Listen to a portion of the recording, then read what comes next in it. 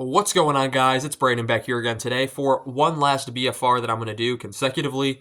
Game 71 versus the Philadelphia Flyers. 11 games left. A 2 o'clock game, 24 hours directly after the start of the St. Louis game the day previous. March 23rd game, another game I watched at work.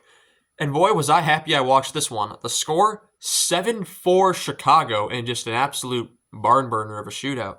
The Hawks go to 21-41-9. Shots were 29-28 Chicago. They scored 7 goals on 29 shots. Hits were 24-17 Philly. Faceoffs 39-28 Philly.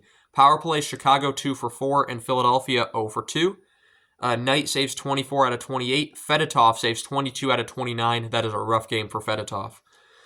First period, Philadelphia actually opens the scoring at 16:01. It's a Philadelphia goal to Jamie Drysdale, his 6th of the season from Michkov, and Nick Seeler, the former Blackhawk, who was claimed off waivers from Minnesota at the time, I believe. That was a while ago. That's 1-0 Hawks then, or 1-0 Flyers. 15:03, then Philadelphia loses all their momentum as Zamula takes an interference penalty, which is killed off. But after the penalty is killed off, about 15 seconds after, Pat Maroon, the one who announced he's going to be retiring at the end of the season, scores his 5th of the season from Foligno and Mikheyev to make it 1-1. So that's at 12:46, and not even a minute later, about 45 seconds later, maybe, I could do math, maybe a little more, I don't know. Joe Veleno gets his first as a Blackhawk with his 6th of the season from Bertuzzi and Kurashev to make it 2-1, and all of a sudden the Hawks have the lead. Not for long, because 12 seconds later, the Flyers tie the game. Travis Sanheim gets his 7th of the season from Konechny and Michkov to make it 2-2. Michkov already got 2 assists in the game. He's going to be a star in this league without question.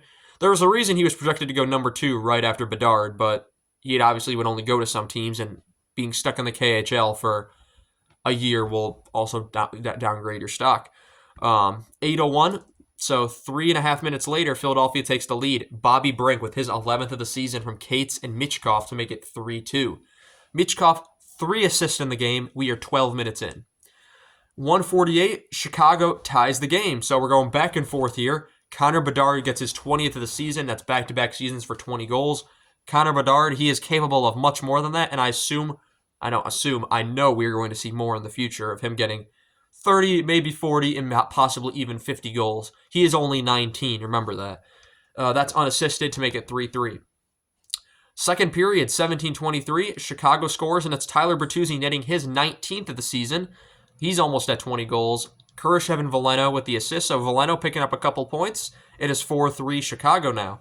14:32, it's Philadelphia penalty to Couturier for tripping. And at 14:32, it's a Philadelphia penalty to Michkov for tripping. So 2 tripping calls. It's 5-on-3 for a full 2 minutes, and the Hawks score on the power play. 13:17, Ryan Donato picks up his 24th of the season from Teravainen and Bedard to make it 5-3. The other penalty is killed off, so the rest of it's 5-on-4. And then 9:46, Philadelphia scores to make it a little bit closer. Travis Konechny's 24th of the season from Drysdale and Couturier. It is a 5-4 hockey game. 9:46, Philadelphia, that's what I just said. 7:37, it's a Philadelphia penalty to Sanheim for holding the stick, and the Hawks score on the power play again. And who else but Ryan Donato again. 2nd of the game, 25th of the season, again on the power play. Teravainen and Bertuzzi with the assist. It is 6-4 Chicago, and we still have about 26 minutes of game time left. 5:34, Chicago penalty to Bertuzzi for tripping, which is killed.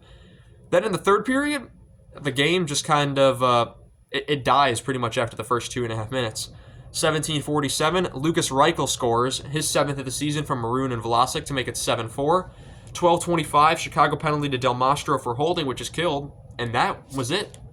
We could have possibly seen 10 goals this game by the Hawks. They didn't. I mean, I'll take 7. I'll take the touchdown. An extra point to add on to that.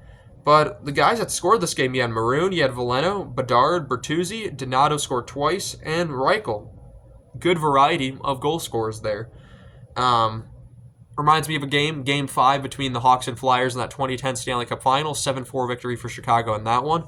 That was a fantastic game in itself because Chicago, although it was 7-4, Chicago really dominated that game.